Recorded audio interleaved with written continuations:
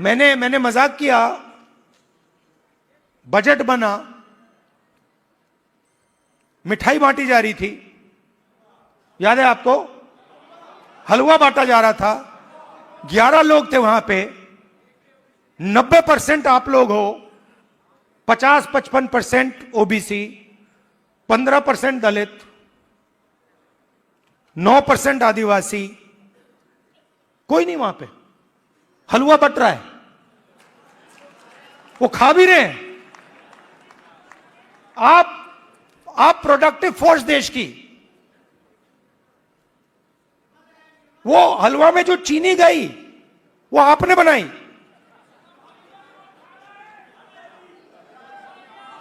वो सब आप कर रहे हो, हलवा आप बना रहे हो और खा हो रहे हैं। तो अब मैं ये नहीं कह रहा हूं कि उनको हलवा नहीं खाना चाहिए, उनको भी खाना चाहिए, मगर भैया आपको भी थोड़ा मिलना चाहिए ना।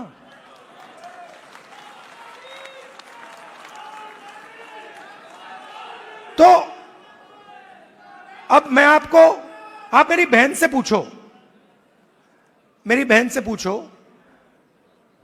कभी मिलोगे तो पूछना कि अगर कभी राहुल ने किसी चीज के बारे में मन बना लिया तो उस बात को वो छोड़ेगा या नहीं छोड़ेगा, वो पूछ लो उससे। मैं नहीं छोड़ने वाला। और मैं सिर्फ जाति जनगणना की बात नहीं कर रहा हूं। देखो, आप ये मत सोचो कि मैं जाति जनगणना की बात कर रहा हूं। जाति जनगणना तो पहला कदम है। मैं जो आप कि जो बघेल जी ने उत्पादक शक्ति की बात की,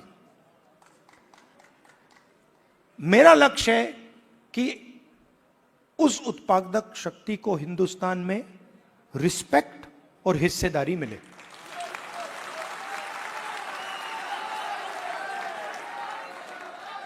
तो आपको लगना चाहिए, हिंदुस्तान के किसान को लगना चाहिए। आज आप हिंदुस्तान के किसान से पूछो,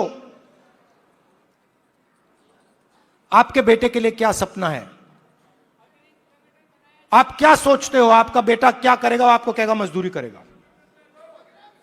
और मैं चाहता हूं कि वो किसान कहे, नहीं, मेरा बेटा इस देश का सबसे बड़ा बिजनेसमैन बन सकता है,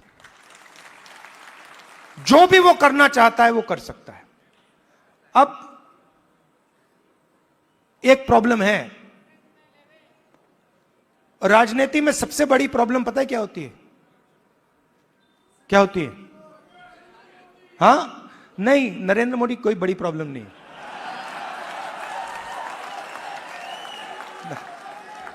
वो नहीं,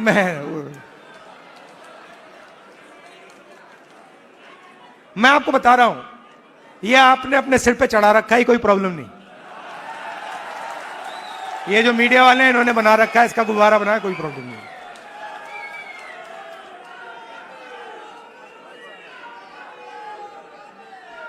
अब पहले तो मैं मिला नहीं था, अब 2-3 बार मैं मिल भी लिया हूं, बात समझ गया हूं मैं, कुछ नहीं उसमें।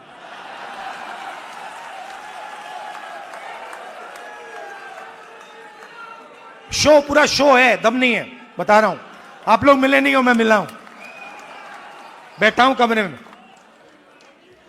तो मेरा कहना है कि सबसे बड़ी प्रॉब्लम होती है राजनीति में, जो व्यक्ति अपनी शक्ति को ही नहीं समझता है।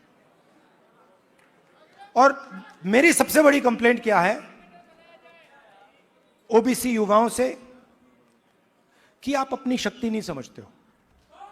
आपको मालूम ही नहीं कि आपकी कितनी शक्ति है, कैसी है, क्या है, वो आपको समझ नहीं। क्योंकि जिस दिन आपको अपनी शक्ति समझ आ गई, ये पूरा पलट जाएगा।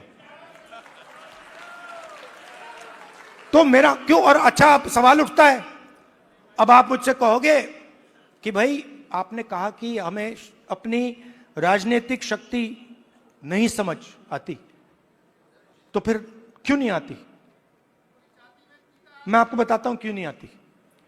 क्योंकि नहीं, बांटे नहीं गए हैं। देखिए,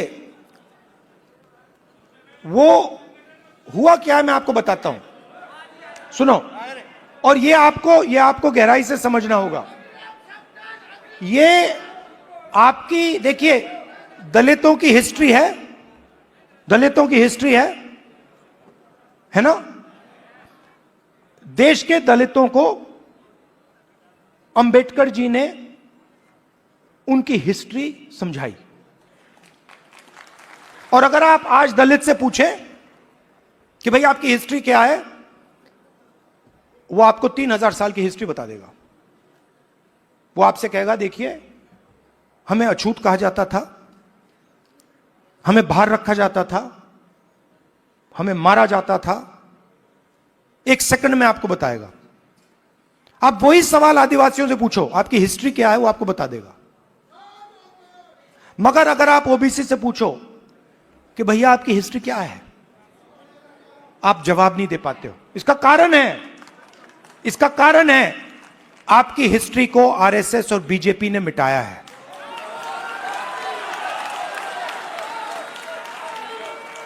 आपकी हिस्ट्री को, जो देश की उत्पादक शक्ति की हिस्ट्री है, उसको आरएसएस और बीजेपी ने मिलकर मिटाने का काम किया है।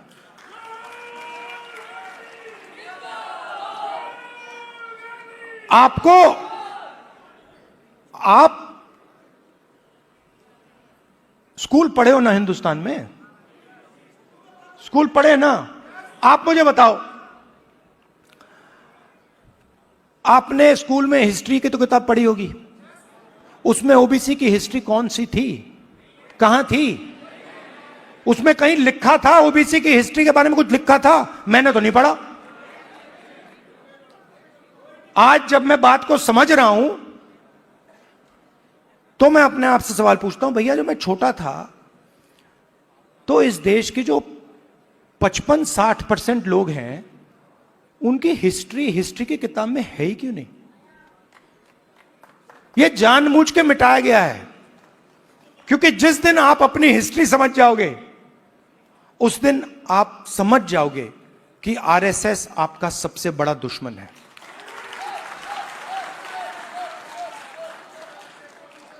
और आरएसएस ने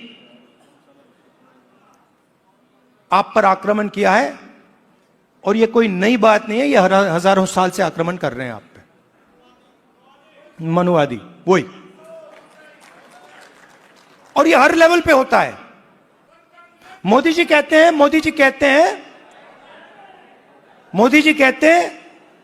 हिंदू इंडिया